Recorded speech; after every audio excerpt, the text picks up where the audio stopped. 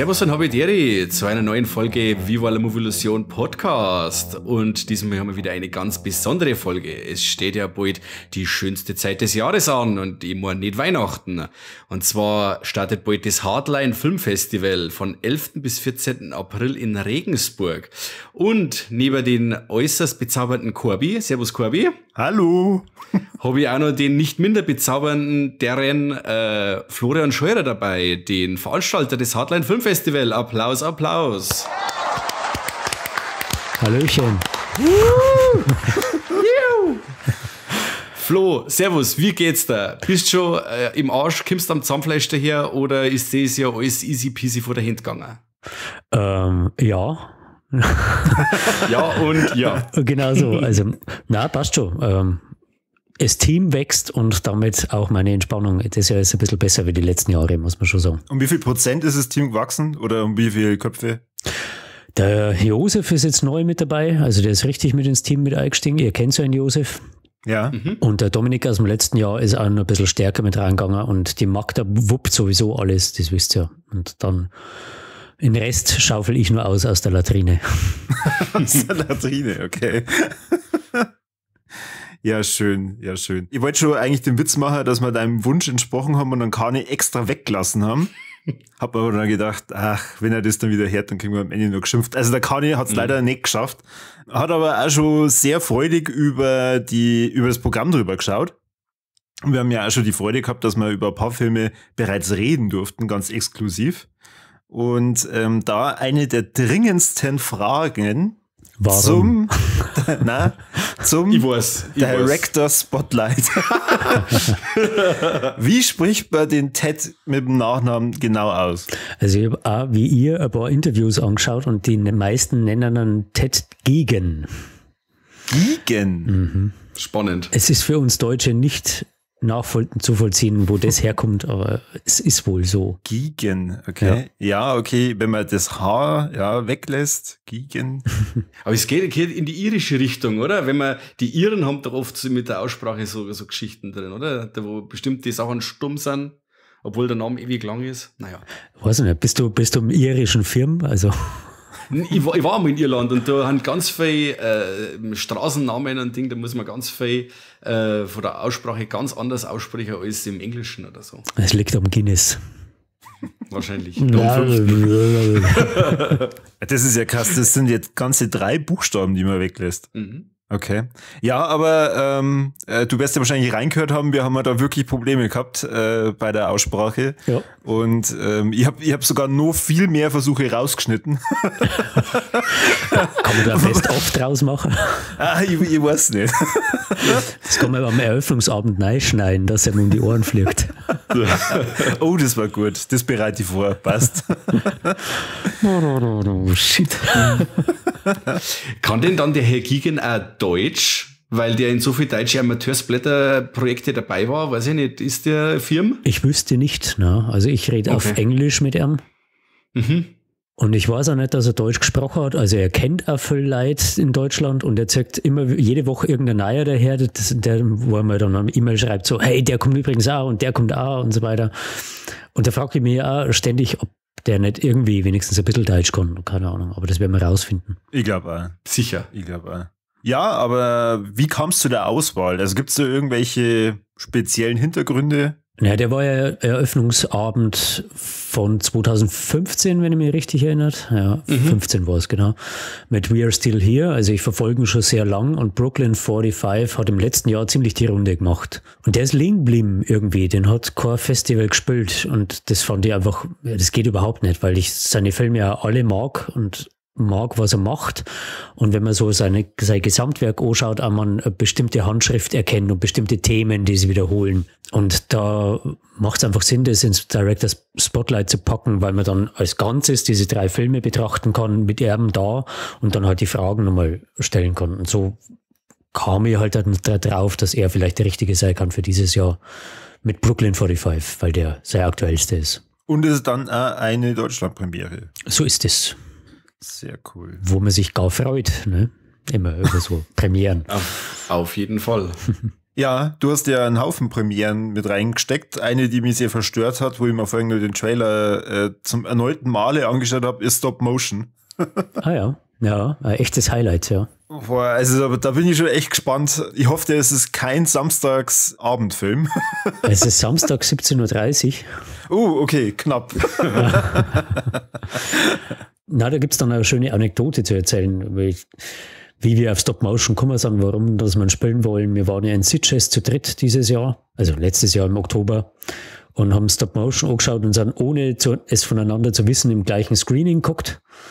Und haben alles gleiche Erlebnis gehabt, nämlich wird der am Ende, also der zirkt seine Schrauben schon ganz schön an zum Ende hin. Und da ist halt jemandem zu viel worden und da hat jemanden umgehauen. Und in Sitges ist das aber nicht schlimm genug, dass man da irgendwie unterbrechen darf oder so, sondern da kommen dann 3 so Sitges-Mitarbeiter, die versammeln sich um die umgefallene Person. Die wird dann so beschützt, so eine halbe Stunde oder 3/4 Stunde. Ich weiß nicht, wie lange das die Frau da gelegen ist. Okay. Aber mir ist auch so gegangen. Also die neben mir haben nicht mehr gewusst, wo sie hinschauen müssen. Und ich habe mir auch gedacht, so, also der ist schon schwer auszuhalten zum Ende hin. Okay. Und da war die Entscheidung dann schon schnell gefallen, dass ich den unbedingt haben wollte. Ja. Sehr cool. Ja. Okay, aber es ist noch nicht der Samstagsabend-Highlight-Film. Nein. Zur Primetime. Nein. Okay. Welcher ist das? Jetzt darfst du mal raten.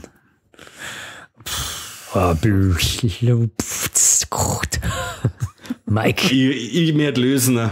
In a Violent Nature? Ja, hat er es gefunden, ja. Gefunden. Guter Mann. Das ist so ein Titel, der mir jetzt überhaupt nichts gesagt hat im Vorfeld. Aber dann, wie ich da eben schon mir ein wenig schlau gemacht habe, das muss ja eine ganz grobe Sau sein. Ja. Also für die Zeit auf jeden Fall der perfekte Film, würde ich fast behaupten. Also der ist unglaublich grob. Das sind Sachen dabei, die vor uns noch keiner auf der Leinwand gesehen hat. Okay. Und der revolutioniert im Vorbeigehen das Slasher-Genre. Der Film ist ein Meisterwerk, man kann es nicht anders sagen. Also ich habe mir einen Arsch aufgerissen, um den zu kriegen. Und es gab Jubelschreie bei uns im Team, wie wir dann tatsächlich gekriegt haben. Das war 1,5 Stunden vor Deadline. Ich will nicht zu viel spoilern. Der lief beim Sundance Festival. Mhm. Sundance ist ja bekannt dafür, Berührungspunkte zum Arthouse-Kino zu haben. Und auch der Film hat Berührungspunkte zum Arthouse-Kino, aber ist dann in Verbindung mit dem Arthouse-Kino einer der gröbsten Filme, die ich in meinem Leben gesehen habe. Ja. Sehr schön. Er ist langsam, gescheit langsam. Also Arthouse ist auch mit dabei, also das heißt, es ist eine Liebesgeschichte verpackt in einem wunderschönen Slasher. Arthouse eher in ästhetischer Form, also stell dir vor, so einen wunderschön gefilmten, sehr langsamen Film, der mit Kameraeinstellungen arbeitet, die du vorher in so einem Film vielleicht auch nicht so erwartet hättest und dann aber doch ganz klassische Tropen ausspielt, die man aus dem Slasher-Genre kennt und die halt dann ad absurdum führt. Also er stellt alles auf den Kopf. Das ist saublöd, darüber zu reden, ohne zu spoilern. Das ist schwer, merke ich gerade.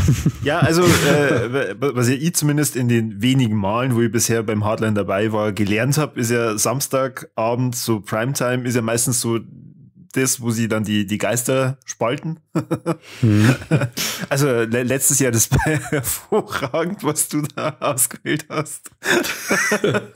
Zumindest, The Outwaters. Ja, richtig. Zumindest da haben wir ja noch Tage und Wochen später drüber gesprochen und gewitzelt. Und also ganz ehrlich, du weißt jetzt noch Details aus dem Film. Auf jeden Fall. Zum Schluss raus, ja. Also was am Ende passiert, das weiß ich noch ganz genau. Und ja, stimmt schon, wenn ich so Lichterketten sehe und so, da muss ich dann auch dran denken. Und jetzt mal ganz ehrlich, wenn der Film so beschissen wäre, wie alle tun, dann hätten keiner mehr im Kopf. Ja. Der hat eine ganz eigene Ästhetik, eine ganz eigene Erzählform. Und der war auf dem Slot schon richtig. Natürlich stößt er erst einmal vor den Kopf, aber jeder von euch hat noch Bilder im Kopf. Ja, das stimmt. Das stimmt auf jeden Fall. Ich hätte da schon zwar am Ende erwartet, dass dann ein fertiges Musikvideo rauskommt. Jetzt disst er wieder. Wer weiß, ob das nicht auf der Blu-ray dann mit drauf ist. Ja, Ja, ich fürchte fast, den wird kein deutscher Verleih kaufen. Nee, Ich war schon kurz davor, dass ich mir das Ding importiere. Ich habe mir gedacht, ich muss noch mal sehen. Nur die Dinge waren dann so schnell ausverkauft, dass mir das Überlegen zum Verhängnis geworden ist und dann waren es weg. Ja, der hat echt krasse Fans, der Film auch. Also das ist schon, der ist bei uns wesentlich kritischer aufgenommen worden wie international. Okay. Das ist die deutsche Krankheit wieder. Die wissen alles besser, kennen alles besser. Ich möchte da jetzt sofort umleiten. Apropos deutsche Krankheit. Flo, warum haben wir keinen deutschen Film dabei? Die deutsche Krankheit wieder, gell? Also wir haben 2 deutsche Filme, das sind 2 Kurzfilme, aber ich fürchte halt einfach, dass, es gab schon gute Einreichungen. Das war schon so, dass man es hätte programmieren können, aber die Daten vielleicht im Vergleich zu dem, wie das Niveau des Festivals sonst ist, ein bisschen in eine Schieflage geraten und dann in der kritischen Betrachtung verlieren, die Daten den Film zerreißen, obwohl der eigentlich was kann. Und das war den Filmen nicht gerecht worden. Es liegt aber ganz einfach daran, glaube ich, dass auch nach Corona sich nichts getan hat und einfach keine Förderung fließt für deutsches Genre-Kino. Ne? Also ohne Geld kannst du keine Filme machen auf internationalem Niveau, weil halt der bestimmte Euro fehlt, um da jetzt vielleicht effekttechnisch nochmal was rauszuholen. So. Okay. Und für einen anderen Film, der mich interessiert hätte, war man zu früh dran. Also den wird sicher anders Festival spielen, aber der hat bei uns nicht reingepasst, das war zu früh. okay. Genau. Sehr schade, weil diese Slots, die du immer programmiert hast bei deutschen Filmen, das waren immer so meine kleinen Highlights. Anfangs, wo das losgegangen ist, dass eben da die deutschen Filme mit reingenommen worden sind, habe ich mir gedacht, so immer diese Vorurteile. Nur die habt ihr ja immer sauber zerstreuen können, weil ihr so eine geile Auswahl gehabt habt. Und ja, jetzt bin ich fast ein wenig traurig, dass kein deutscher Film dabei ist. Aber jetzt stell dir vor, ich hätte einen Film gespielt, der deine Erwartungen nicht erfüllt. Ne? Dass da sagen, so, ja, okay, jetzt geht's wieder los. Es war jetzt keine Kritik an dir, sondern am System. Ja, voll. Ich kritisiere das System. Ich verstehe dich. Dieses Drecksystem. System, ja, Richtig. Wahnsinn. Krass. Na, ich traue dem auch hinterher. Also ich hätte gerne einen deutschen Film gehabt im Programm, aber es hat sich leider nicht ergeben. Und wir haben überlegt, ob wir uns nur was aus dem Hut zaubern und ein Kurzfilme-Special machen, weil die Kurzfilmeinreichungen unglaublich stark waren in diesem Jahr. Und dann haben wir uns überlegt, machen wir doch ein Paket mit 5, 6 Kurzfilme, die ja deutsches Paket dann sind. Aber was sendest da für Signal? Irgendwie geht es auch darum, nicht nur immer was aus dem Hut zu zaubern, um eine Podiumsdiskussion zusammenzubringen, sondern wenn es nichts gibt, gibt es nichts. Und das muss man vielleicht einmal sagen. Das war letztes Jahr schon der Fall, indem wir einen österreichischen Film gespielt haben und da schon unsere Kriterien ja gedehnt haben bis zum geht nicht mehr. Und da haben wir jetzt einfach gesagt, so, na, wir senden das Signal jetzt und programmieren keinen deutschen Film im Langfilmprogramm, weil es einfach nicht geht. Ja. Ich muss ganz ehrlich sagen, mir wäre es jetzt gar nicht aufgefallen. Also jetzt, wo ihr drüber redet, ja, stimmt. Aber ich finde, rein von dem, was man jetzt trailertechnisch gesehen hat und in der Auswahl drin, das ist so bunt. Also, so kommt es mir vor, dass meistens ist rot, aber ja. ja, aber nein, ich meine, ja, bunt im Sinne von die Macharten, also auch bei dem, ich habe zuerst gedacht, der Demigod, The Legend Begins ist ein Animationsfilm und dann schaue ich rein und sage, das ist alles Puppen. Ja. Irgendwie total geil. Vollkommen absurd, der Film, ja. Also bei Demigod war es auch so, der wird sicher nicht alle Leute gefallen, da bin ich mir ganz sicher, aber sowas hast du noch nicht gesehen auf Leinwand. Also, Ja. könnt ihr euch nur an Frank and Seth erinnern? Ja. Da war es ja auch so, dass der auch nicht alle gefallen hat, weil der auf der Leinwand nicht so gut funktioniert hat wie am kleinen Bildschirm. Aber sowas musst du als Festival auf die Leinwand bringen. Wann siehst du sowas sonst schon mal? Und wenn es einen Film gibt, der so eine Wuja-Geschichte, halt so eine asiatische Kampfkunstgeschichte mit fliegende Künstler und so weiter, erzählt und das alles mit Puppen erzählt, auch bloß mit einer Stimme, weil ja Puppentheater so ausschauen muss. Ne? Das ist einfach irre. Also sowas habe ich vorher noch nicht gesehen. Macht echt einen geilen Eindruck. Ich war ein bisschen aber nur ein bisschen, weil es hat ja eigentlich gar nichts damit zu tun, an den, da hat doch Netflix Bitte eine Serie dann Dark Crystal, oder? Yes, genau. Ja. Und tatsächlich macht es der ein bisschen besser, diese Verquickung von CGI wie der dunkle Kristall. Der ist hier ein bisschen besser, Aber tatsächlich schlägt er in die gleiche Kerbe. Also der dunkle Kristall war super. Demigod ist aufgrund des einen Sprechers, der alle Figuren spricht, ein bisschen sperrig, weil man die erste halbe Stunde braucht, das zu akzeptieren, zu lernen. Aber wenn es dann soweit ist, dann flutscht der Film schon. Also das wird ein großer Spaß im Kino auf jeden Fall. Ich freue mich da drauf. Cool, ja. Und weil ich es mir dann erdacht habe, ihr habt ja lauter verschiedene Filme in der Auswahl immer mit drin. Tauchen da mal sehr gute, in euren Augen, Animationsfilme auf? Nicht bei den Langfilmen bisher. Also es gibt schon hier und da mal einen Animationsfilm, die auch gut sind, aber die nicht zu uns passen. Also Robot Dreams war sowas, ne? Der ist natürlich ein schöner Film und da sind wir uns im Team aber einig, dass wir nicht das Festival dafür sind. Das kann das Fantasy-Filmfestival besser. Der ist da besser aufgekommen. Okay. Also ihr schaut euch die Show auch an und wägt es dann noch ab, okay, könnte es reinpassen, aber da war einfach bisher noch keiner dabei. Es gibt im Grunde nicht viel, was man grundsätzlich ausschließt. Also Dokumentation wäre grundsätzlich, also es kommt mir nicht auf den Teller, sage ich mal, aber grundsätzlich wäre es dann doch möglich. Ich wollte halt extra nicht drüber reden. Aber es ist immer Thema. Also, Wunden auf. Ne? Ja, also es gibt auch gute Dokumentationen aus dem Genrebereich. Also es mag man nicht ausschließen, dass vielleicht einmal der Film kommt, der für den Corby gemacht ist und auch den darf man dann bedienen, glaube ich. Geil. Und das darf ich Mike aber vorher sagen. Dann kann er rausgehen und kann ein Schnitzelsemmel essen. Richtig. Eine vegane Schnitzelsemmel. Und das bringt mich zu meiner nächsten Frage. Wie schaut es mit der Verpflegung aus? Gut. Wie jetzt ja die weg, Amy? Ja, genau. Die wird wieder Catering machen. Wetterabhängig zwar, also wenn es recht kalt wird, dann macht sie was Wärmeres und wenn es recht warm wird, dann macht halt so Snacks, die man mit reinnehmen kann ins Kino. Es gibt aber der Laden nebendran, der hat jetzt wieder aufgemacht, da ist ein Burgerladen nebendran, also von daher gibt es mehr Optionen in diesem Jahr. Okay. Ja. Der war mal jetzt die letzten 2 Jahre zu, meine ich, oder? Es war immer so blöd, dass es überschnitten hat, die Umbauphase mit uns. Also das ist grundsätzlich war es nicht so, sondern es gab halt einen Leerstand, währenddessen wir da waren. Okay. Genau. Also ist das ja für die Karnivoren unter euch auch was geboten. Ja, sollte möglich sein. Ich heiße es nicht gut, aber es geht. Natürlich. Es ist schmutzig, aber irgendjemand muss essen, das hilft nicht. Ja, genau, richtig. Das ist die Einstellung, ja. Irgendjemand muss essen. Es gibt ja vegane Leberkasse, gell? Stimmt. Das habe ich auch schon probiert, nur da war ich nicht begeistert. Warum nicht? Da war Der ich ist nicht. voll gut, Vielleicht, der von vielleicht war es Greenforce. nicht der richtige. Man muss ja durch ein paar Müllhaufen durchessen, dass man mal das Richtige herausfindet. Also es gibt schon geile Sachen, aber jetzt haben wir wieder vegane Schnitzel probiert. Nope. Ich bin mit diesem, alles was so auf Sojabasis ist, glaube ich, bin ein wenig auf Kriegsfuß und alles, was irgendwie in eine andere Richtung geht.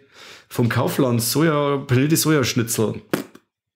Da gibt es aber auch verschiedene Marken. Ja, natürlich, aber wie gesagt, da haben wir letztes Mal probiert, die waren nix. Aber ich habe ja schon sagen können, die waren hervorragend, die hast nicht wegkennt vom echten Fleisch. Also bei diesem Beyond Meat sage ich das halt immer für schwierig, wenn es zu nah am Fleisch ist. Also geschmacklich, da ich mich hart. Mir ist lieber, wenn es versucht, was Eigenes zu machen. So.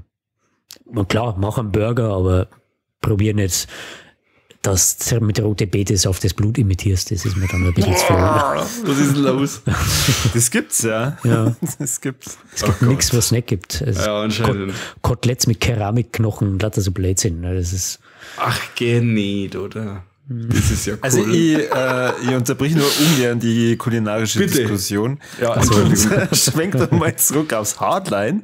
Danke, Corby, danke. Ein interessanter Film, wo ich mir vorhin nur den Trailer angeschaut habe, ist Property. Und habe ich das richtig verstanden? Da geht es um eine Frau, die sich in einem Auto einsperrt und die Leute wollen sie aus dem Auto rauskriegen. Das ist im Grunde, ja. Hätten wir doch eigentlich eine richtig starke Doku draus machen können. Boah. Aber offensichtlich nicht. Gut. Klingt irgendwie völlig verrückt.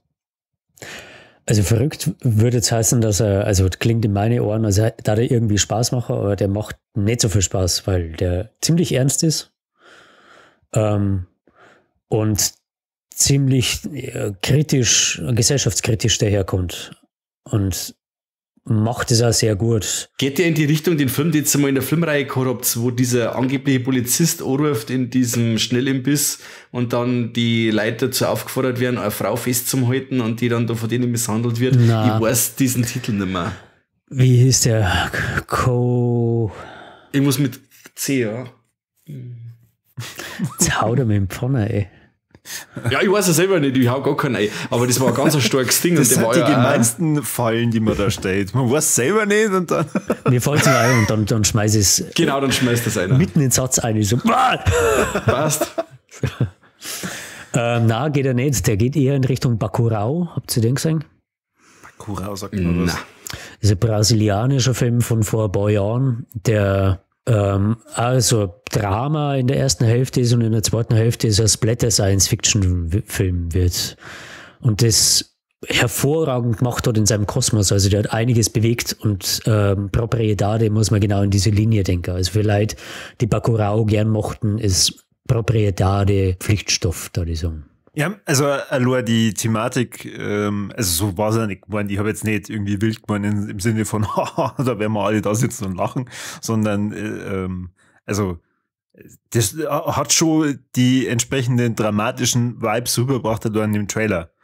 Und sie ist ja schon sehr früh in das Auto gestiegen.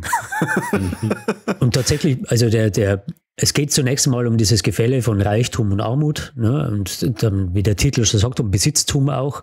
Aber der beschäftigt sich halt mit einer Gesellschaft, die dieses Besitztum verwalten muss. Also Menschen, die da leben, die da ihr Zuhause haben und so weiter. Und aufgrund dessen, dass jemand sagt so, mir gefällt jetzt das nicht mehr, wir machen jetzt was anderes, weil ich es mir leisten kann, dann die ihre Arbeit, ihr Zuhause und ihr Leben verlieren. Und das wollen die nicht akzeptieren. Mhm. Und dann ist das so eine Geschichte von, ja, wenn es einmal im Bach runtergeht, dann wird es halt richtig scheiße. Ne? So, und dann kommt eins zum anderen und es wird halt immer schlimmer und es gibt keinen Weg mehr zurück. Und diese Geschichte erzählt der Film nach einem sanften Einstieg von einer Viertelstunde ungefähr. Okay, also sie landet schon relativ früh im Auto. So ist's. Mike, was interessiert Dino bei den Langfilmen? Ich hätte eher noch, gut, ich bin noch die Langfilme jetzt, pass auf, was mich interessiert. Erzählen uns ein bisschen was über The Emo War. Der schaut ja auch total abgedreht aus. Ja, das trifft's. Also die Emo War ist ein Film, den wir ausgesucht haben, weil wir mal die Trash-Community bedienen wollten. Also wir haben gesagt, ich kann kein Trash und ich will ihn auch nicht, aber wie ich schon oft gesagt habe, das Festival heißt ja nicht Festival mit Filmen, die Flo geil findet, sondern nur das Hardline. Ne? Und dann muss man auch mal den Leuten ein bisschen nach dem Schnabel reden und da haben wir halt einen Dommy im Boot, der halt mit Trash einfach firm ist. Mhm. Und dann haben wir gesagt, ja, der Dommy kriegt diesen Slot, Mr. Trash Presents. Und der hat auch mit unserem Einverständnis, also da waren wir Männer komischerweise alle einig, dass wir The Emo War spielen wollen. Bei Frauen kann man nicht so gut arbeiten. Also der ist schon echt unterirdisch. Also. Da hat der Dominik auch gemeint, der beruht auf wahren Begebenheiten. Es gab wohl ein Emo War in den 30er Jahren, wo Australien den Emos den Krieg erklärt hat. Mhm. Okay. Wie das genau ausgeschaut hat, habe ich jetzt nicht weiter recherchiert. Das erfahren wir in dem Film dann. Wahrscheinlich genauso. Ich vermute, das ist eigentlich eine Dokumentation, Gabi. Geil. Ich hab's gewusst. Punktlandung. Da schleicht sie doch irgendwas rein. Ja. Na, herrlich. Also ich habe selbst als Nicht-Trash-Liebhaber sehr viel Spaß mit dem Film gehabt, weil er halt einfach, also alles, was du als Niveau kennst, steckst in der Schachtel und rammst einmal für 1,5 Stunden weg. Und dann bist du bei dem Film. Jede Unterhaltung mit dem Kani. Das ist jede Unterhaltung mit dem Kani, ja. Der Kani wird sich wohlfühlen. Der wird auf Emus reitend aus diesem Kino galoppieren. Ja, ich glaube auch. Nein, das wird ein Riesenspaß auf jeden Fall. Das ist am Donnerstagabend nach dem Eröffnungsfilm ist das genau das Richtige. Was man dann zum Einstieg ins Festival braucht. So blöd wird es vorher nicht und danach auch nicht mehr. Sehr schön. Ja, der Eröffnungsfilm selber ist ja Brooklyn 45. Yep. Vom Ted. Ted. Na, sag's nochmal wie? Ich warte. Gigan. Ach Gott, furchtbar, echt, hey. Du musst immer an Giga denken, dann bist du ganz nah drauf. Ich sage einfach, hi, my name is Corby and you are Ted, right? Hi, my name is Hi. Und wie gesagt, am Schluss ist es bloß noch hey. Ja, genau. Hey. Bloodwords. Hand die Namen von den Jurymitgliedern genauso schwierig auszusprechen. Wie schaut's denn da aus? Kannst du da schon was sagen zu den Jurymitgliedern? Darfst du das? Na klar, die stehen auch schon auf der Webseite, hatte ich gedacht. Oh, dann bin ich nicht ganz up to date schon. Ja. Ich glaube, beim Kurzfilm, wie sie es vorgestellt haben, hat der Josef das, glaube ich, mit angekündigt. Aber das sind auf jeden Fall der André Grönhoff, der Filmverleiher ist bei Indeed Film. Mhm. Dann Dominik Saxl, der ist Journalist für die Deadline und auch sonst als Schreiberling tätig und einer, mit dem wir unsere Sitges-Aufenthalte immer verbringen. Mhm. Und die Alex Austin, die Regisseurin ist von Kill Your Lover, den wir heuer beim Festival spielen und die 2018 den Kurzfilm Wretch bei uns hatte. Und die drei werden über das Wohl und Wehe der Méliès Competition entscheiden. Sehr schön. Und die Competition ist mit den 10 Filmen, die wir da nominiert haben, ziemlich stark besetzt. Und es kommen auch ziemlich viele Gäste, damit haben wir selber nicht gerechnet. Also wir werden wohl bei 8 Filmen Gäste da haben für die Kurzfilme. Das cool. Wird eine krasse Nummer dieses Jahr auf jeden Fall. Die beiden deutschen Beiträge sind auch ultra stark. Das wird gut. Beibär und Bankorb. Ich bin richtig heiß, ich sag's euch. Habt ihr es dann mal schon zeitlich geplant? Heißt es, dass die 2 Kurzfilmblöcke dann länger dauern wie letztes Jahr? Weil die haben letztes Jahr auch schon ziemlich lang dauert, dann teilweise. Und das heißt, wenn da jetzt auch nur Gäste dabei sind, dann... Ja, diese Q&As sind ja bei uns immer danach. Und das machen wir bei den Kurzfilmen auch so. Da gibt es dann am Ende ein gesammeltes Q&A für alle Kurzfilmmacher. Mhm. So. Und das kann wie beim Langfilm auch eine Viertelstunde, 20 Minuten dauern, halbe Stunde, je nachdem, wie lange das Publikum mitspielt. Ja, aber ich glaube also ich kann mich zumindest an den einen deutschen Beitrag letztes Jahr erinnern. Ich glaube, der lief also ziemlich in der Mitte und da ist zumindest der Regisseur auch kurz auf die Bühne dann geholt worden. Ich glaube, er hat jetzt nicht lang geredet. Ich glaube, der wollte nur kurz was zur Einleitung sagen, aber der hat kein Q&A gemacht, das haben wir danach gemacht. Ja, das habe ich mir teilweise dann nur gehört. Ja. Also es ist auf jeden Fall interessant. Ja, total. Nur es ist halt dann meistens schon sehr spät. Und wenn man halt dann einen ganzen Tag natürlich die Filme genießt und dann auch noch mitfiebert bei den Kurzfilmen, ob man dann am Ende nur so viel Energie hat oder dann nicht vielleicht sie stärken will durch das ein oder andere Bierchen. Es hat kein Mensch gesagt, dass es einfach wird. Ja, das ist halt Arbeit für uns wie für euch. Voll. Irgendwas arbeiten sie so, ich muss Q&As hören und dann auch nur saufen gehen. Ich halte das nicht mehr aus. Voll krass, voll krass. Der Stress, Alter. Aber ich freue mich trotzdem drauf. Ich werde mir nämlich die Kurzfilme anschauen. Und du, Mike? Ja. Und du? Ach komm, du lügst. Ja. Du lügst. Wie gesagt, ich bin ja jetzt, da ich ja Jurymitglied bin beim Fright Nights Festival dieses Jahr, habe ich ja auch schon einige Kurzfilme schauen müssen oder habe auch noch einige Kurzfilme vor mir. Und du, wenn ich schon dabei bin, dann kann ich mir die vom Hardline auch noch gleich mit anschauen. Die sind ja eh immer gut, das muss man eh immer sagen. Also der Micha Ort, der Programmer, der macht ja das nicht so, dass die Lose in der Luft hängen, sondern die sind ja aufeinander abgestimmt. Sodass man mit diesen 8 Filmen in nur einem Block schon eine gute Reise haben kann. Also das, ich glaube, selbst für Leute, die mit Kurzfilmen eigentlich nicht so viel anfangen, können da schon gute Zeit haben damit. Corby, was meinst du? Ja, definitiv. Ich war immer ein bisschen dann frustriert, weil die anderen beiden ja gleich hinter in die Kinokneipen sind und ich teilweise die großen Momente erst nur dann gehabt habe und die mit keinem teilen konnte. Jetzt sag halt das nicht immer. Das lässt das jetzt wieder voll aushängen, dass er dort sitzen geblieben ist. Und jetzt lässt der mich blöd dastehen, weil ich gegangen bin. Ich hab's jetzt alle gehört, dass der Mike gesagt hat, er ist dabei. Wenn nicht, dann werde ich bei jedem Kurzfilm ein Foto von mir machen, wie keiner neben mir sitzt und das posten. Mike, wo bist du? Liegen bloß in Kani seine bunten Säckel dort.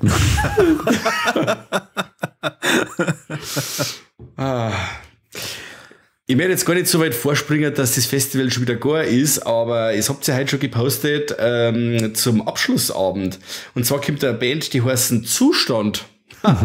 ganz ein toller Bandname. Erzähl mir das mal, geht in die Richtung Punk, was ich da so rausgelesen habe. Ja, also Post-Punk. Ne? Also das arbeitet mit recht monotonen Gitarrenriffen, also wie man es aus dem Post-Punk erkennt, also und gesellschaftskritischen Texten. Das ist ein bisschen eine Supergroup aus Regensburg, also Leute, die man von anderen Bands kennt, die bei Container Head gespielt haben, die Luisa Funkenstein, die man kennt in Regensburg, die sich da zusammengetan haben und eben da ein neues Projekt starten. Und die haben bei 2 Auftritten, die es bisher gehabt haben in Regensburg, alle wegblasen. Und wie es halt so ist, bei so Feiern lernt man sich halt dann kennen und dann kommt man ins Gespräch und denkt man so, Heikes Geburtstag ist und dann sitzt man beieinander und trinkt ein bisschen was und sagt so, ey, wie schaut's denn aus? Darfst nicht und kannst nicht und plötzlich hat man eine Abschlussband und ich glaube, mit Zustand haben wir da eine Band gefunden, die zu uns als Festival auch gut passt, die nicht zu metalig ist, nicht zu poppig, sondern ja, ein bisschen so in die alternative Schiene geht. Genau. Cool. Okay. Ja, und über diesen Abschlussfilm, den All You Need Is Blood, haben wir ja quasi, den haben wir mir ankündigen dürfen. Der verspricht ja auch eine schöne Fansblätter-Sause zu werden. Also, was der Trailer so hergibt. Nicht zu viel erwarten. Du hast ja das Promo gesehen, nicht den Trailer. Es gibt ja keinen offiziellen Trailer bisher. Der Bauer, ich bin ein Bauer, ich sage einen Trailer. Im Promo versuchen sie natürlich, den Film zu verkaufen. Ne? Also, ja. Wie im Trailer ja auch. Also, der Film ist sehr, sehr charmant. Und es gibt dann schon noch für die Chorbauern, also für dich, Mike, gibt's dann schon ein bisschen einen Payoff, ne? Aber es ist in erster Linie ein schöner Film. Also es geht ja darum, dass Leute, die beim Abschlussabend sind und vielleicht wie ihre Band da sind, nicht vollkommen verstört nach Hause gehen, sondern immer nur einen schönen Filmabend haben. Das war da bei Mandy, war da doch das auch wurscht. Ja, bei Mandy habe ich aber auch gesagt, dass ich es verscheißert habe. Das sage ich da nicht. Okay. Aber ihr habt All You Need Is Blood hauptsächlich ausgewählt wegen dem Mowgli-Darsteller aus Disney, ist der Dschungelbook, oder? Nur. Das ist der animierte, gell? Der heiß animierte, ja. Ja, du, Mike, gibt's noch was? So, jetzt habe ich eigentlich da bloßgestellt. War klar. Die Heike ist ja leider, ich habe unsere Folge angehört und dann habe ich gesagt, dass die Heike in Rente gegangen ist. Also sie ist nicht wirklich in Rente gegangen, ich mag jetzt da keinen Verruf bringen. Sie hat ja quasi nur bei Eich im Hardline ist quasi zurückgetreten als die kreative Artwork technisch. Ja. Und der Christian Fernandez Larrere, ich hoffe, diesen Namen spreche ich jetzt wieder richtig aus, der ist jetzt für dieses Artwork zuständig. Wie bist du denn auf den Herrn gekommen? Und erzähl mir ein bisschen was über den der Typen. Hat in Regensburg studiert und war bei der Hardline-Filmreihe ja öfter da und irgendwie kennt man und schätzt man sich dann irgendwie, also ziemlich filmverständiger Mensch auch. Und der ist nach Erlangen gegangen mit seiner Partnerin und die wohnen da seit einigen Jahren und der ist in einem anderen Leben, wie den ich damals nicht kennengelernt habe, ist er auch Comiczeichner und das habe ich mitbekommen, halt über 2 Ecken. Wir haben damals nie über seine Comics geredet, sondern nur immer über Filme und habe das über 2 Ecken mitgekriegt, weil der auch das Artwork macht fürs Weekend of 4, die ich sehr schätze. Und dann habe ich mit ihm geredet und gesagt, so, also hättest du Bock drauf, aber es darf nicht ein Abklatsch vom Weekend of 4 sein, sondern du müsstest schon was anderes liefern, sodass die beiden Festivals, die ja zeitlich und räumlich so nah beieinander liegen, also auch nicht ästhetisch nah beieinander liegen. Dann hat er gesagt, na, hey, super, habe ich Bock drauf. Also das, und so kam das dann einfach und bin da sehr, sehr, sehr glücklich mit dem, weil der so sehr umgänglich ist, ein sehr netter Kerl, tolle Ideen hat und mich auch am Entstehungsprozess von dem Ganzen mit teilhaben hat lassen und das fand ich eigentlich super. Also nicht, weil ich es abnehmen habe müssen, sondern einmal so zu sehen, wie so ein Comiczeichner zeichnet und du halt von den ersten Skizzen bis zum finalen Bild alles mitkriegst, das war schon geil. Also aus persönlicher Sicht. Und ich finde, mit dem Artwork hat er halt den Nagel auf den Kopf getroffen. Ist dann das also sein Comic-Stil oder hat er da nochmal ein bisschen einen anderen Stil dann jetzt für das Poster verwendet? Naja, das ist schon sein Comic-Stil, aber er arbeitet bei seinen Comics viel mit Schwarz-Weiß auch. Also da macht er sehr viel, der ist ja grintiger, der hat viel mehr Punkte und Flecken drin und so weiter. Und hier ist er bei uns sehr clean, von dem, was ich bisher gesehen habe. Aber der wollte ja was anderes machen, wie er es woanders macht. Und deswegen hat er sich hier ein bisschen einfach austoben können. Und der hat ein starkes Faible für Mephisto. Und das wollte er unbedingt umsetzen. Und ich Der Deal ist ja immer bei den Grafikern bei uns, das ist so ein bisschen eine Spielwiese. Ich habe ein Vetorecht, bei der Heike habe ich damals das Vetorecht eingelegt, als ich gesagt habe, ja, dann machen wir ein Riesenmonster Vagina, die alle auffrisst und so weiter. Und ich, Moment, ich muss das aufhängen auch noch. Also ich habe ein Vetorecht, aber im Grunde sind alle frei, das zu malen, auf was sie Lust haben. Ja, cool. Der Hermann Kim sogar bei der Riesenvagina bin ich mir ziemlich sicher, dass der Kani sämtliches Merchandise eigentlich abgekauft hat, was da gegeben hat. Und danach noch gefragt hat, ob man sämtliche Poster noch kaufen kann. Ja, und das Motiv dann am Rücken tätowieren wahrscheinlich. Ja. Solange es nur am Rücken tätowiert, ist ja alles gut. Ja, na, aber der kommt auch, ja. Der hat eben bei uns gesagt, so, ja, wenn er vorbeikommen darf, macht es uns. Und jetzt haben wir ihn halt quasi eingeladen zum Festival. Und sind da sehr glücklich damit. Ja, cool. Sehr schön. Das schaut da wirklich genial aus. Ja, es passt halt auch mit dem Stadtosten und so weiter. Und du siehst halt an dem, was er gemalt hat und wie er es gemalt hat, dass er Regensburger ist und sich auskennt. Ja. Und es geht ja immer bei uns auch darum, dass sie die Stadt auch zeigt, was sie kann und das nach außen tragen möchte. Deswegen haben wir Künstler aus Regensburg, Grafiker aus Regensburg, ne? Die Visuals kommen aus Regensburg. Das wollen wir weiterhin so handhaben. Und obwohl er jetzt in Erlangen ist, ist er doch ein Regensburger Jung und darf sich da austoben. Darf er. Super. Ist das nicht großzügig? Das ist wirklich richtig, richtig nett. Vor allem, weil er als Belohnung dafür erkennen darf. Ja. Sich Tickets kaufen darf. So, kaufen auch noch. Cool. Na, spannend. Ich glaube, wir haben ihn schon glücklich gemacht. Bestimmt. Gibt es denn sonst irgendwas, was du nur unsere Hörer mitgeben willst, wo du sagst, ja, das ist jetzt dieses Jahr total verrückt und ganz anders? Außer, das ist jetzt nicht mehr das 10., sondern das 11. Never change a running system. Also wir haben, glaube ich, uns von dem, was wir präsentieren und was wir machen, gefunden. Und das ist ja das, was das Publikum mag. Ich glaube, so viele Wünsche lassen wir jetzt mittlerweile nicht mehr übrig. Also wir hören jedes Jahr wieder aufs Neue zu. Und wenn dann einer sagt, so, ich hätte aber gern was zum Essen, dann kommt halt das nächste Jahr ein Caterer. Ne? Die Amy macht es dann schon. Und so versuchen wir uns halt zu entwickeln. Und ich glaube, wir sind aber gerade auf einem ganz guten Weg. Das könnt ihr auf der anderen Seite besser beurteilen als wir, aber ich glaube, das passt schon soweit, oder? Bitte?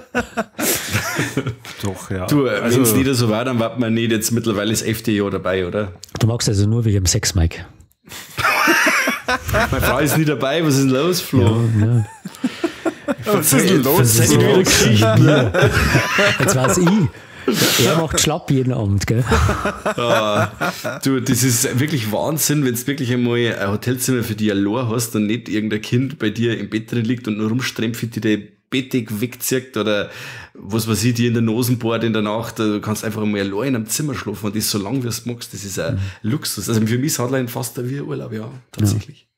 Ja. Findest du das nicht gut, wenn deine Kinder das machen? Oder ja, finde ich schon cool, aber wenn man es mit 3 Tagen nicht hat, dann ist es beim nächsten Mal wieder was Besonderes. Und so sage ich, okay, ich habe jetzt einmal einfach, wow. Urlaub, mein kleiner Urlaub. Den vergönne ich dir. Danke. Danke fürs Organisieren. Und du, Corbinian? Ja, für mich ist das auch Urlaub. Ich habe da tatsächlich mal Urlaub. Ja, aber nein, ich freue mich tierisch auf alles. Also das Festival-Feeling, auf die Leute, auf die Filme, auf die Kurzfilme. Also ich gebe mir ja da auch mit Freude eigentlich mal alles. Nur wenn halt dann, wenn es dann schon 2 in der Früh ist und ich die anderen nur noch grölen her aus der Kinokneipe und mir denke, ja, netten Leid.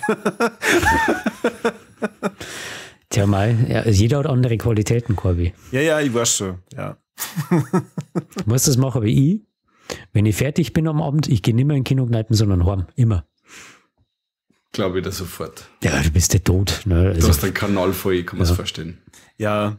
Und da muss ich mich immer mit so Arschgeigen wie euch unterhalten. Das ist also kein Mensch nicht. Da tust mir wirklich leid. Ich mir auch. Aber schau mal, wir versuchen ja da alles mitzunehmen. Also das heißt, wir müssen natürlich so das Gesamtbild vom kompletten Programm wiedergeben, aber auch was danach passiert. Und davor. Und davor, genau, richtig. Ja, scheiße, gell? Naja, es gibt dieses Jahr, letztes Jahr waren wir ja Ostern, ne? Und da war einfach alles ein bisschen scheiße, muss man schon sagen. Und die Kacke haben wir dieses Jahr nicht so krass. Also entsprechend wird es wieder ein bisschen lockerer, wie es letztes Jahr war. Mit 2 Aftershow-Partys und so weiter. Es sorgt schon für gute Laune dann. Yeah, das wird cool. Wir müssen nicht so ernst sein. Ich habe ja letztes Jahr dann wegen Ostern, du musst ja dem ernsthaften Charakter des Feiertags entsprechen. So schreibt es das Gesetz vor und das Gesetz erlaubt ja nicht nur das Gendern oder nicht, sondern auch das Feiern oder nicht. Und deswegen mussten wir uns da dran halten und da habe ich dann sehr ernste Texte geschrieben und habe dann einfach auch, jetzt kann ich auch sagen, wenn es blätterig wird, so geil ab dafür, ne? Inner Violent Nature ist eine harte Sau. Das hätte ich letztes Jahr nicht sagen können. So, von daher. Und das Schöne ist ja, dass ich Ostersonntag nicht fernbleiben muss. Also letztes Jahr, das war schon grenzwertig. Ja, das hat mir im Herzen geblutet. Dafür gibt es das Jahr Vollgas. Jetzt gehst du auch noch in Kinokneipen. Die ganze Nacht. Fall. Ja. Auf jeden Fall. Voll. So, Corby, das mit den Kurzfilmen hat sich erledigt. Ja. Wir werden sehen, wie das alles abläuft. Na, aber wir kommen ja dieses Mal auch mit Verstärkung. Also wir haben ja einen Seppi auch noch mit dabei. Mhm. Und tatsächlich kann man auch die ein oder anderen Viva la Movilusion Ultras, die werden sie aufhören. Heilige Scheiße, boah, leck. Ja, ich bin mit Hausverbote relativ locker, das weißt du ja. Ich habe gehört, dass die Kollegen von die Bewegtbildbanausen, glaube ich, sogar noch am Start sein werden. Ja, einer davon und der Praktikant. Wir laden ja immer eine Presse ein, jedes Jahr. Und letztes Jahr waren es die Filmfressen und dieses Jahr sind es die Bewegtbildbanausen, genau. Wer kommt dann, der Lee oder der Guess? Der Guess. Ja, genau. Cool. Guess und Praktikant. Ja. Keine Ahnung. Wir werden sehen. Ja. Na, ich höre die ganz gern und ich glaube, das passt da. Mit deren Humor und so weiter, das passt gut zum Festival. Einen sympathischen Eindruck auf jeden Fall. Ja, genau. Bist du mit denen in Kontakt auch? Immer wieder mal. Also ich höre die auch regelmäßig und ja, ich freue mich, dass man dann die Kollegen dann auch mal vor Ort trifft und einmal sich so austauschen kann. Ja. Genau. Und dann schauen wir mal, was sonst dieses Jahr noch passiert. Was ich auf jeden Fall noch ankündigen kann oder sagen kann, ist, dass es das erste Jahr ist, wo wir ohne Kompromisse ins Festival starten. Also wir haben alle Filme gekriegt, die wir wollten, haben keinen absagen müssen, sondern das ist genau das Programm, das wir haben wollten. Und intern sind wir eigentlich der Meinung, dass es vielleicht das stärkste Programm ist, das wir jemals gehabt haben. Wow. Das sind aber schon hohe Erwartungen. Es sind echt dicke Dinger dabei. Also das sind Bretter, die musst du erst einmal bohren. Da kommt nicht einmal der Mike durch. Wow. Da hast du ganz schöne Glitzer, weil ich kann schon bohren wie der Teufel. Ja. Habe ich schon gesehen. Das weißt du, oder? Soll das deine Frau hören oder geht? Die hört sich das nie an. Nie. Oh Gott. Habt ihr euch da auch schon mal Gedanken gemacht, was jetzt passiert, wenn da wirklich irgendjemand zusammenbricht innerhalb vom Kino? Ja, dann schlafen wir raus. Punkt. Dann ist er weg. Dann geht es uns nichts mehr an, ja. Dann war es Hardline auch eins von den Festivals, oder die einen Film präsentiert haben, wo die Leute rausgetragen worden sind. Stell mir das vor. Ja, das haben wir jedes Jahr. Aber leider letztes nicht an die Filme. Ja. Vornehmlich sind es Kanadier, die austragen werden. Im Blutwurz erwischen. Schauen wir mal, ob das bei den Amis auch funktioniert. Ja, gut, Amis auch mit einem Bud Light und so, kann da schon passieren. Ja.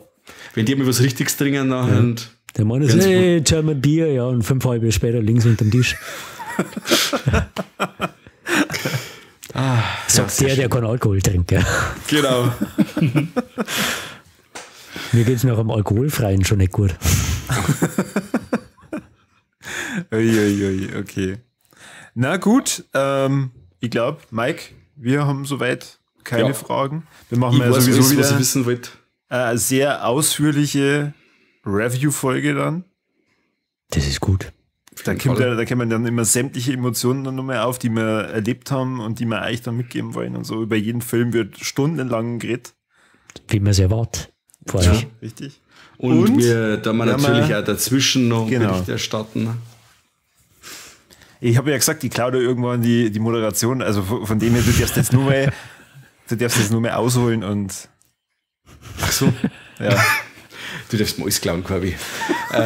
Und wir werden euch natürlich auch noch nicht nur die Finale-Folge präsentieren, wo wir über das komplette Festival sprechen, sondern auch dazwischen. Also bleibt am Ball, schaut immer wieder vorbei, hört sich ob wie geil das Hardline ist und dann müsst ihr quasi vorbeikommen, weil es gar nicht anders geht. Und hört euch auch, wie geil Viva la Movilusion ist, ne? Das ist auch wichtig. Danke. Ja, ich höre euch jetzt jeden Tag. Jeden Tag? Jeden Tag zweimal. Okay. Ja. Cool. Das erste Mal, weil du es nicht glauben konntest beim zweiten Mal, sie haben es wirklich gesagt. Ja. Wahnsinn. Na, ich höre euch ständig und meistens beim Putzen. Im Kino, ja. Hast du was an? Na, immer noch nicht. Du hast bestimmt dann auch die Folge mit dem Stefan gehört. Ja, natürlich. Der hat ja auch am Ende von der Folge dann nochmal drüber geschwärmt, wie geil das Hardline ist und dass er dieses Mal schauen möchte, dass er eigentlich jeden Tag da ist. Das muss er ja sagen, der ist unser Sponsor. Ja, aber ich finde, man hat schon rausgehört, da schwingt schon Leidenschaft mit. Das muss er ja.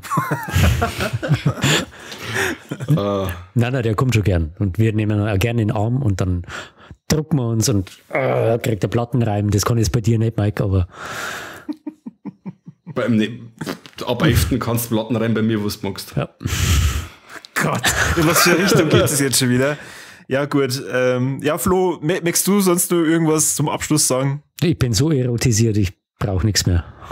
Okay, gut. Das ist eine richtig coole Note, auf der wir jetzt enden. Eine richtig heiße Note. Ja, yes. Ich wollte gerade schon sagen, das ist genau die richtige Stimmung. Ja, wie gibt es nicht mehr zum Sagen, außer ihr müsst uns unbedingt folgen. Ihr müsst unbedingt das jeden Tag mitverfolgen, wie geil das Hardline ist und dann doch nochmal überlegen, ob es nicht schnell nur hinfahrt und hofft, dass nur die eine oder andere Karte ergattern könnt.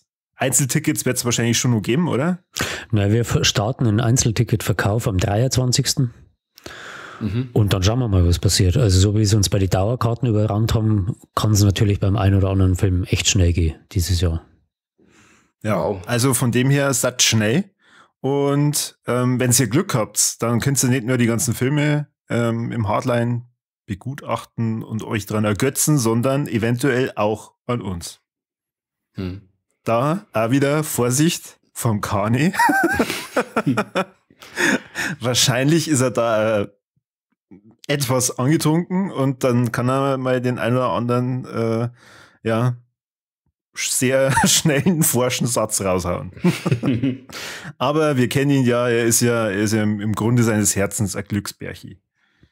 Ist er. Also wie gesagt, wenn es uns 16 Festival schmerzt und so, mir beißt man nur auf Wunsch. Sehr gut. Gut, dann Flo, es war mal wieder eine Freude. Du darfst gern öfter, nicht nur immer zum Hardline bei uns zu Gast sein und uns daran erinnern, dass wir die einladen. Ich wollte es jetzt gerade sagen, ja. Du musst halt mal von selber was sagen. Ja. Nicht immer so, kann man nicht einmal, bitte. Bitte. Na, und ja, wir freuen uns und nochmal vielen Dank, dass du dabei warst, dass du auch die Infos dann rausgehauen hast und wir sehen uns ja dann spätestens am und im Hardline. Ja, ich bitte darum und danke für euren tollen Podcast, für eure Zeit und dass ihr so gut aussieht. Dankeschön. Danke sehr. Können wir wieder zurückgeben? Ja, Corby ist ja nicht dabei, da kann ich es ja sagen. Dann vielen Dank fürs Zuhören und bis zum nächsten Mal beim besten Podcast der Welt. Und vor Ringsburg und vom Hardline und sonst und überhaupt. Und Servus und habe die Ehre beieinander. Servus, ciao. Ciao.